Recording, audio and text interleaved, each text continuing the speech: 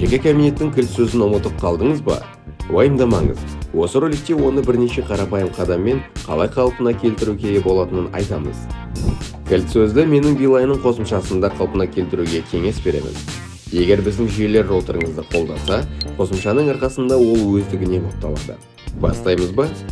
Егер сізде менің Билайнның қосымшасы әлі жоқ болса, оны App Store немесе Play Market'тен жүктеп смартфонға орнатыңыз.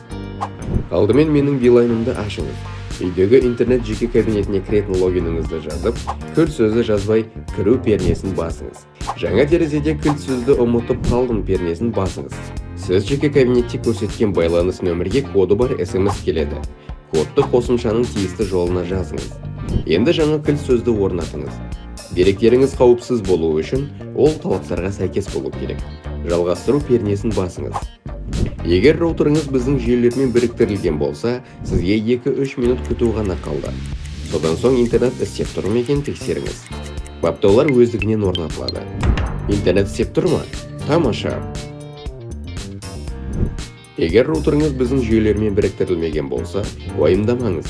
Оны 1-2 қарапайым қадаммен баптауға болады.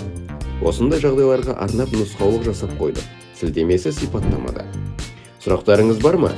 Әлеуметтік желілерде бізден сұраңыз, немесе 31-31 тегін нөміріне қоңырау шалыңыз. Мамандарымыз сізге қуана көмектеседі. Алаяқтардан зардап шекпес үшін әлеуметтік желілерде біздің ресми аккаунттарға ғана хабарласуыңызды өтінеміз.